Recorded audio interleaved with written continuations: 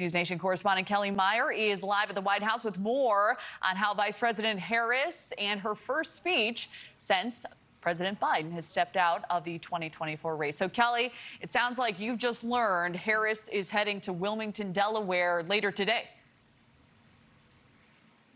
Yeah, good afternoon, Kelly. A big day for Vice President Kamala Harris, and we are just learning that she's going to head to Wilmington, Delaware, where they're calling this the first full day of their campaign. She's going to head to the headquarters there, now the Harris campaign headquarters, and say hello to staff. She put out a tweet that said, "One day down, 105 to go. Together, we're going to win this."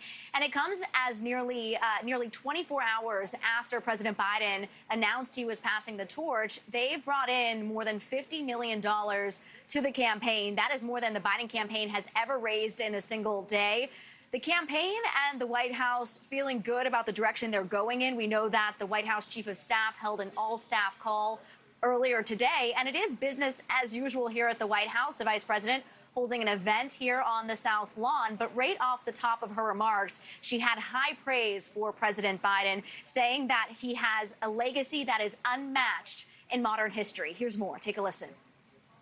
His honesty, his integrity, his commitment to his faith and his family, his big heart, and his love, deep love of our country. And I am firsthand witness that every day our President Joe Biden fights for the American people, and we are deeply, deeply grateful for his service to our nation.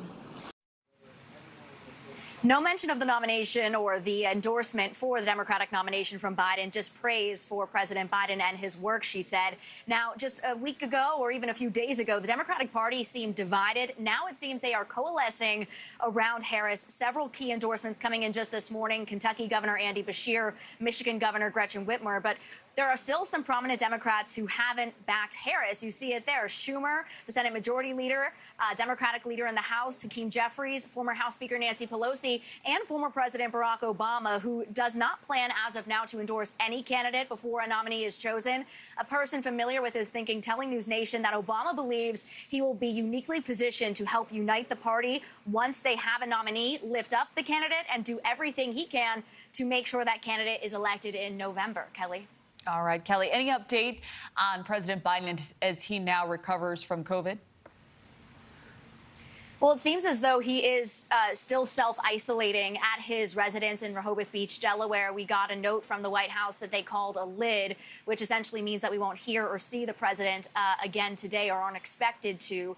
But he is planning to come back to the White House this week. We aren't sure exactly what day, but we know he is expected to meet with Israel's prime minister when he is here in Washington. And he did tease in his statement that he put out, talking about not seeking re-election, that he was going to deliver remarks around this. So we're watching to see when that might happen as well. Kelly.